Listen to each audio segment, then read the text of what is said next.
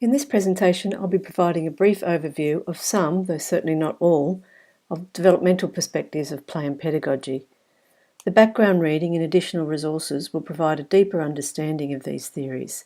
You'll also encounter many of these again in the unit called Understanding Children and Young People. Going back to the EYLF as our primary source, we've used the term developmental in this unit to encompass theorists that focus on describing and understanding the process of change in children's learning and development. In this short presentation, that will be limited to three elements of this very broad field. These include maturation theory, specifically the work of Piaget and Gessell, psychosocial theory, and just looking at Erikson's work there, and attachment theory, and again, just John Bowlby there. Jean Piaget was a Swiss psychologist, and he was the first to undertake a systematic study of the acquisition of understanding in children. His theory of cognitive development is based upon his observations of children playing. Piaget is perhaps the most prominent developmental theorist. His contention that children actively construct knowledge as they explore and manipulate the world around them is also referred to in your reading by Van Horn et al. As constructivism. Piaget believed the child should be free to discover and problem solve, and that learning should be geared to the child's level. Piaget argued that intelligence develops in a series of stages that are related to age. These stages are progressive and linear, meaning one follows the other and cannot be skipped. For each stage of development, the child forms a particular view of reality and its associated understandings. These developmental stages were regarded by Piaget as a time of maturation and development, an intellectual spiral within which children assimilate and accommodate new and more sophisticated understandings. Similarly, Piaget theorized that children represent their world through play, and that these too could be classified as stages. Functional play is a major characteristic of the first stage, the sensory motor stage, whereby children, and later on in adulthood, adults repeat practice actions with objects and their own bodies. So functional play, if you're learning to play golf, would be learning to swing the club in a particular way to maximise your the way you hit the ball. Children do that with arm and finger movements. The second is symbolic play, which is a major characteristic of the pre-operational stage. It involves the use of mental representation to pretend that one object represents the other, to engage in make-believe. According to Piaget, there are three forms of symbolic play. Constructive play, where the child uses concrete materials to create the representation of an object, so they might use a stick and pretend it's a plane, for instance, or dramatic play, which involves the creation of imaginary roles and situations. And this is frequently accompanied by the creation of pretend objects. This form of play can be sociodramatic, where roles are negotiated in and through a socially constructed activity, or they can be solitary. The third type of play that Piaget talks about is games with rules, and as the name suggests, it involves an external set of guidelines, which Piaget called rules. These guidelines or rules direct the play or activity, and this is a major part of the operational stage.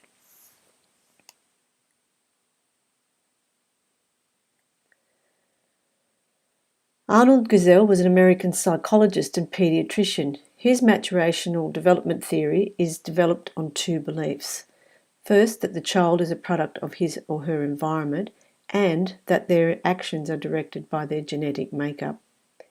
Gessell believed that maturational development occurred in fixed stages, claiming that whilst the time frame for the development, or the when, can differ from child to child, the what does not. Gessell was particularly opposed to efforts aimed at teaching children ahead of schedule. According to Gessell, growth can be thought of as a cyclical spiral, each cycle of the spiral encompassing the time it takes to move through the 6 stages. Understanding maturation as the outcome of moving through these cycles, he established normative trends for 4 areas of growth. These were motor growth or physical growth, adaptive growth or cognitive growth, personal and social behaviour, and language. In 1925, he developed a developmental schedule to evaluate infants' maturation between 3 and 30 months. This schedule is still used by many paediatricians and psychologists. And again, I don't have time to take you through each of these, but the readings and support materials can do that. So moving on to psychosocial theory, in particular the work of Erik Erikson. Erikson was a German-born American developmental psychologist and psychoanalyst. Like Piaget and Gessell, Erikson believed development occurred in stages and that these stages coincide with chronological age ranges. Erikson's theory, one of Erikson's theory, called the 8 Ages of Man, covers the entire lifespan. He was convinced that in the earliest years of life, patterns develop that regulate and influence a person's actions and interactions for the rest of their life. Erikson believed that as people pass through each stage, they form personality strengths or weaknesses, and as they work through conflicts presented at each stage, the adult or the child seeks to answer the question, "Who am I?" And Erikson called this their identity crisis. The first 3 stages are the most relevant to us in this unit. In the first stage, the conflict that children or babies go through is this one called trust versus mistrust. Erikson suggested that this has 2 elements: an external element, and that's the baby needs to form the belief that his or her needs, like hunger, will be met, and an internal element where they form the understanding that they have the power to affect change. And Erikson talks about this most commonly through crying. He believed 2 fundamental actions help babies develop a sense of trust: holding them close and having warm physical contact, and by responding to them in the right way when they cry. In the second stage, the child, now a toddler, faces the conflict of autonomy versus doubt. During this stage, Erikson asserts, in order to help develop independence, the child must have opportunities to exercise choice and control.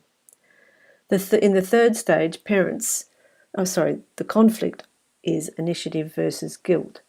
During this stage, Erikson suggests adults support children's development by focusing on the successes, not failures, and setting realistic, achievable expectations. Given this is the time many children move from play-based environments to more structured environments, this theory has some really interesting implications for us as educators.